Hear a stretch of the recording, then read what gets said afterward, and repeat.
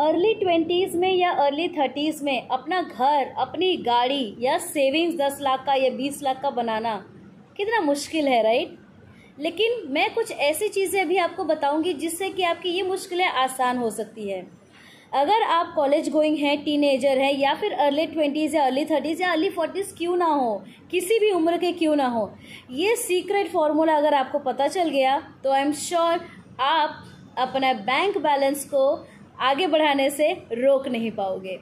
The secret formula अपने bank के balance को बढ़ाने का है पावर ऑफ डिसिप्लिन। जी हाँ, जितने डिसिप्लिन आप होंगे अपने फाइनेंसेस को लेके, जितना हिसाब किताब और अवेयरनेस रखेंगे अपने फाइनेंसेस को लेके, उतनी ही अच्छी आपकी फाइनेंस की पोर्टफोलियो बनेगी।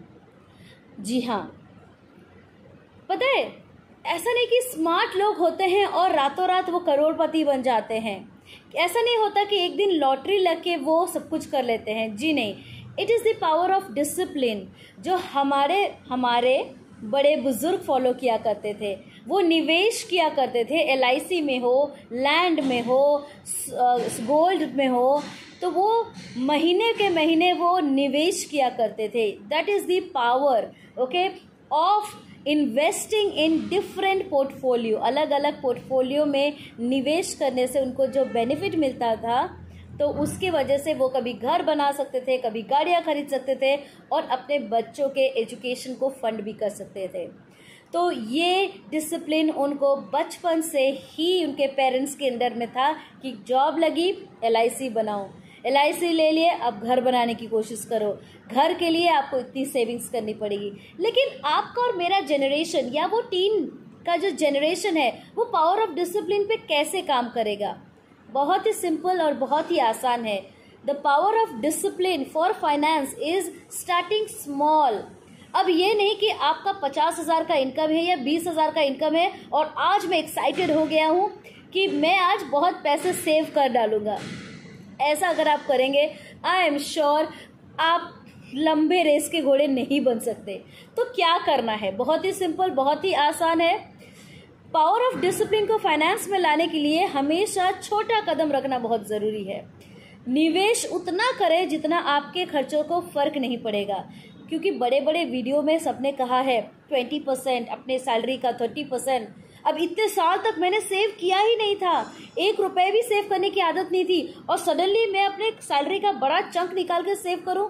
हो सकता है कि आप वो 1 महीने या 2 महीने फॉलो कर पाओ, लेकिन तीसरे चौथे महीने से आप फेल हो सकते हो। तो इसका मतलब क्या है? ऐसा अमाउंट आप निवेश करें, छोटा अमाउंट निवेश करें, ताकि वो छोटा अमाउंट का जो कंपाउंडिंग इफेक्ट आप देखेंगे 6 महीने 1 साल में, तो आपको वो पुश करेगा, ताकि फिर आपका जो डिसिप्लिन सेट हो गया वो आप बड़े अमाउंट पे एक्सपेरिमेंट कर पाएँ। 20,000 की सैलरी है, छोटा ही सही, 500 या 1000 जो भी सही, जो आपको ठीक लगे, जो कि आपको दर्द ना हो, दुखे ना, लेकिन आपको हेल्प करेगा। अब कहाँ निवेश करेंगे? आपको अगर कंपाउंडिंग का इफेक्ट करना है, देखना है, तो म्यूचुअल फंड्स में आप कर सकते हैं। बहुत सारे म्यूचुअल फंड्स हैं, though it is subjected to high risk, but इतना ज़्यादा बड़ा रिस्क होने वाला नहीं है 1-2 साल 3 साल में अगर आप निवेश करेंगे। सिमिलरली आप RD ओपन कर सकते हैं, तो पावर ऑफ सेविंग से आप बेनिफिटेड हो सकते हैं। आई होप ये वीडियो में मैंने बहुत छोटा रखा, पावर ऑफ डिसिप्लिन, जो कि बहुत ही अंडररेटेड सब्जेक्ट है, जिसके ऊपर ज़्यादा बातचीत नहीं होती, लेकिन हम उसके बारे में बात कर रहे हैं।